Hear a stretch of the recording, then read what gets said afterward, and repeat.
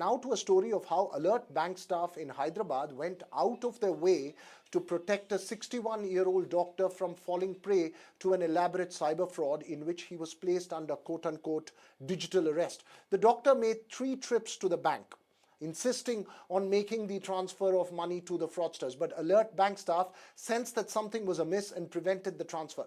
They even showed him the Prime Minister's Man Ki Baat to convince him that there is no such thing as a digital arrest, and called the helpline number 1930. All this while the scamster was on call telling the victim not to listen to the bank staff. It's a fascinating story of how one victim was saved and could be a playbook for bank staff to protect the gullible. Uma Sudhir spoke to one of the bank staff.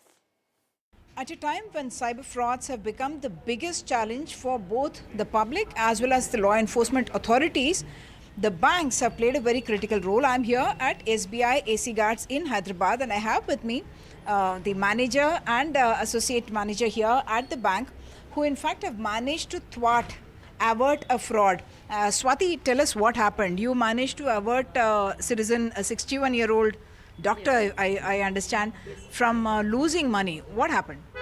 So this customer has been coming to the branch. He's a familiar customer. So he came to the branch one day to close his fixed deposit with us. We closed on his request. He came back again the next day. He approached my counter and wanted to do an RTGS of 8 lakhs to someone. He showed me to whom he wanted to send. So, but I sensed that he was appearing tensed and not his usual self. And also he was constantly checking his phone. So I asked him if everything was all right and what the purpose of the funds transfer was for.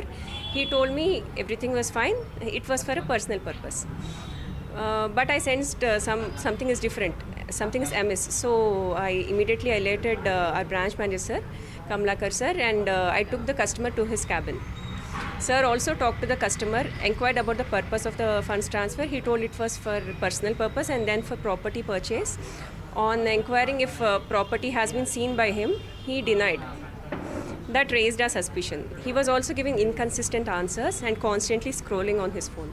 Because we are getting so many news and training, we have been attending training also by our training centers, our RBOs.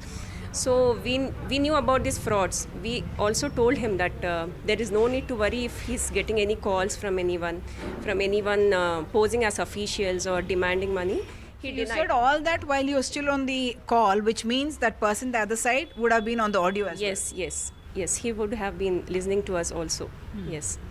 And yet the customer denied and wanted to go forward with the transaction. Did she brief you before bringing the customer in? Swati madam has briefed the entire incident.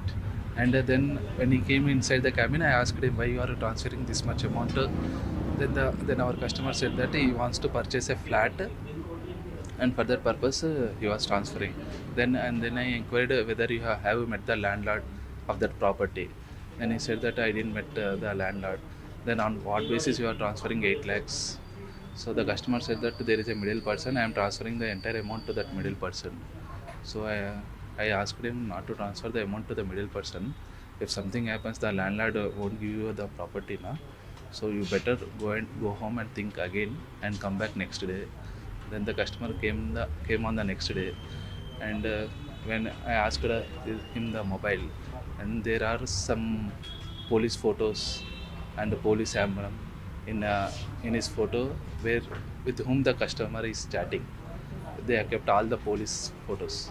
So by that the customer is in cyber threat, we came to know, and again we denied the transfer, saying that the systems are not working right now. In almost every case of cyber fraud, the money actually passes through a bank account, and therefore the bank is a very important stage at which a cyber fraud can be stopped.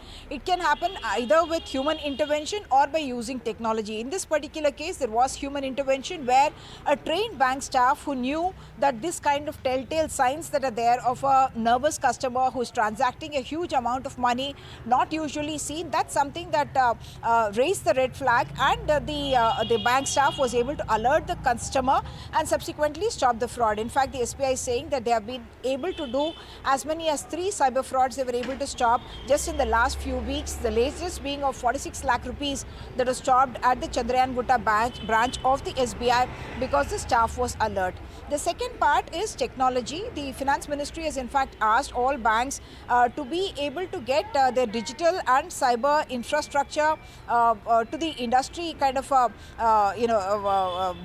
the same standards as the industry, so that they are able to detect these kind of frauds at the earlier to ensure customer protection as well as to ensure operational continuity. The RBI has also spoken about using AI in fact to be able to detect frauds in real time almost, so that these kind of fraudulent transactions can be stopped, and there is the use of algorithms for that to detect any kind of unusual activity or sudden activity in any kind of an account.